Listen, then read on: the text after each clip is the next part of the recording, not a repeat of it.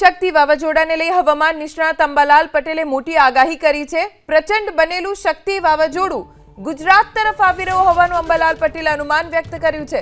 દ્વારકાના દરિયાકાંઠા તરફ વાવાઝોડું આગળ વધી રહ્યું છે। વાવાઝોડું નજીક પહોંચતા 100 કિલોમીટર પ્રતિ કલાકની ઝડપે પવન ફૂંકાવાની આગાહી છે। તેજ પવનના કારણે વૃક્ષો, વીજ પુલ ધરાશાયી થવાનું અનુમાન છે। દક્ષિણ ગુજરાત, સૌરાષ્ટ્ર, કચ્છના કાંઠા વિસ્તારમાં વાવાઝોડાની અસર વર્તાશે। વાવાઝોડાના કારણે 6 થી 9 ઓક્ટોબર સુધી असर જોવા મળશે। સૌરાષ્ટ્ર કચ્છમાં વાવાઝોડાના કારણે ભારે વરસાદની આગાહી છે। દ્વારકા નજીક પહોંચતા વાવાઝોડું ધીમે ધીમે મંદ પડશે, નબળું પડશે। વાવાઝોડાના કારણે આગામી દિવસોમાં દરિયામાં ભારે કરંટ જોવા મળશે। કેટલીક માહિતી અગાઉની જોઈએ તો 240 કિલોમીટર દૂર દ્વારકાથી આ શક્તિ મહાદાનવ દૂર છે અને લગભગ 6 તારીખથી 6 ઓક્ટોબરથી યુટર્ન લે છે અને યુટર્ન લેવા પછી તેની સ્થિતિ જરા ભયાનક બનશે। લગભગ પશ્ચિમ સૌરાષ્ટ્રથી દ્વારકાના દરિયા કિનારામાં, પશ્ચિમ સૌરાષ્ટ્રના દરિયામાં કરંટ જોવા મળશે અને છેક મુંબઈ, ઉત્તર મહારાષ્ટ્રના ભાગો, દક્ષિણ ગુજરાતના ભાગોથી લઈને છેક દક્ષિણ સૌરાષ્ટ્રના ભાગો, પશ્ચિમ સૌરાષ્ટ્રના ભાગો, વિશેષ જામનગરના ભાગો, કચ્છના ભાગો થઈને પાકિસ્તાનના ભાગો સુધીમાં તો જાણે દરિયો વલોવાતો હોય તેવું જણાશે અને તેની અસર તારીખ 6થી ધીરે ધીરે થશે। એટલે તારીખ 7-8માં લગભગ સૌરાષ્ટ્રના ઘણા ભાગોમાં વરસાદ થવાની શક્યતા રહે છે। પવનની ગતિના કારણે ભારે વરસાદ થવાની શક્યતા રહે છે કોઈ ભાગમાં, પરંતુ આ વાવાઝોડાની અસરમાં લગભગ દરિયાથી જેમ નજીક આવતું જશે તેમ નબળું પડતું જશે અને લગભગ 986 મિલીબાર અથવા તો 900 ને ત્યારબાદ 900 ઉપર મિલીબારનું હવાના દબાણ છે ત્યાં વધારે ચક્રાઓ લેશે, કારણ કે લગભગ સમુદ્રનું તાપમાન 26 ડિગ્રી ઉપર હોય છે અને ત્યારે ત્યાંની બાષ્પ ઉપર ચડે છે અને ઉપર ચડતા તે બાષ્પ ઠંડી થાય છે અને કોરિયોલિસ ફોર્સના કારણે આ વાવાઝોડું ચક્રાવ રૂપે લેતું હોય છે। એટલે આવી સ્થિતિનું નિર્માણ હવે થઈ રહ્યું છે, જેના કારણે મુંબઈ, ઉત્તર મહારાષ્ટ્રના ભાગોમાં 50થી 55 કિલોમીટર, ક્યારેક 65 કિલોમીટરની ઝડપે પણ ફૂંકાવાની શક્યતા છે। ઉત્તર મહારાષ્ટ્રના, દક્ષિણ ગુજરાતના સંલગ્ન ભાગમાં ભારે વરસાદ થવાની શક્યતા રહેશે। ગોદાવરી નદીમાં ગોદાવરી નદીનું જળસ્તર વધી શકવાની શક્યતા રહેશે અને છેક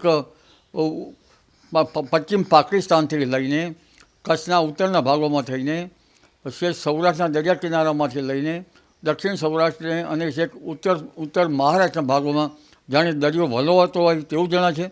એટલે તેની ગતિવિધિના લીધે ભયસૂચક સિગ્નલ તો લાગી જ જશે, પરંતુ તારીખ 6 થી 8 અને 9 તારીખ સુધીમાં વાવાઝોડાની અસર રહેશે।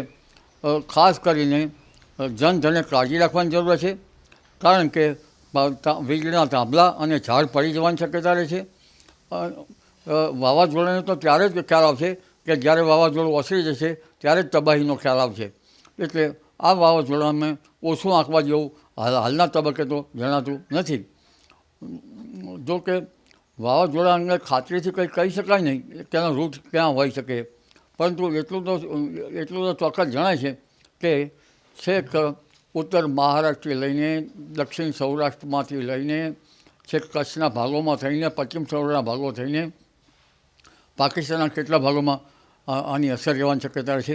જ્યારે આની અસરના કારણે લગભગ રાજસ્થાનના ભાગોમાં અંદર છે, જેથી રાજસ્થાનના ભાગોમાં ભારેથી અતિભારે વરસાદ થવાની શક્યતા રહેશે અને ઉત્તરાખંડ, દેશના ઉત્તરીય પર્વતીય પ્રદેશોમાં એક શક્તિશાળી પશ્ચિમ વિક્ષોભ આવ્યો છે, ત્યાંના કારણે આ વાવાઝોડાની કેટલીક સ્થિતિમાં મર્જ થશે અને બંગાળ ઉપસાગરની સિસ્ટમ 4 થી 8 તારીખમાં આવવાની શક્યતા રહેશે, જે આ 2 કે 3 સિસ્ટમોના કારણે અને ઘણા સાયક્લોનિક સર્ક્યુલેશનના કારણે જાણે ફરીને ચોમાસું રિટર્ન આવી ગયું હોય તેવું જણાશે। એટલે ચોમાસાની વિદાય તો લગભગ 10 ઓક્ટોબરની આસપાસ રાજ્યના ઘણા ભાગોમાં થઈ જશે, ભારતના ભાગોમાં થઈ જવાની શક્યતા રહેશે, પરંતુ આ વાવાઝોડાને ઓછું આંકવાની શક્યતા હાલ ધરાતી નથી। જી।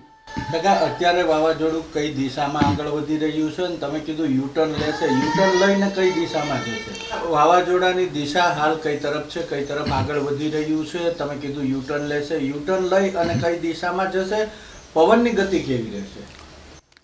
લગભગ ઉત્તર મહારાષ્ટ્રના ભાગોમાં અત્યારે પવનની ગતિ રહે છે અને યુટર્ન 6મી તારીખે યુટર્ન લેવાની શક્યતા રહે છે, જેના કારણે વાવાઝોડાની પવનની ગતિ 65થી 70 કિલોમીટર અને પછી 100 કિલોમીટરની ઝડપના પવન ફૂંકાવાની શક્યતા રહે છે, જેના કારણે પશ્ચિમ સૌરાષ્ટ્રના ભાગો, જામનગરના ભાગો, કચ્છના ભાગો, દ્વારકાના ભાગો અને લગભગ સૌરાષ્ટ્રના અન્ય ભાગોમાં જનધને કાળજી રાખવી ઈચ્છ રહેશે, કારણ કે આ વાવાઝોડાને ઓછું આંકવાની શક્યતા, ઓછું આંકવું. વાવાઝોડું ક્યાં અથડાય એવું લાગે છે?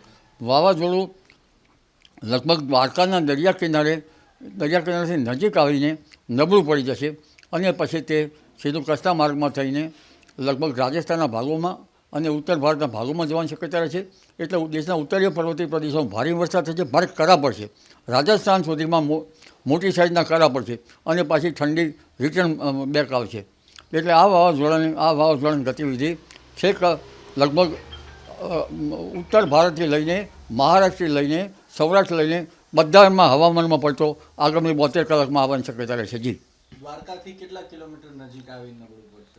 હમણાંની માહિતી પ્રમાણે, પાછલી માહિતી પ્રમાણે જોવા જઈએ તો 240 કિલોમીટર દૂર દ્વારકાથી છે અને 12 કિલોમીટરની ઝડપે આગળ વધી રહ્યું છે, જેના કારણે આ વાવાઝોડાની અસરો ગુજરાત તરફ થવાની શક્યતા લગભગ જણાઈ આવે છે.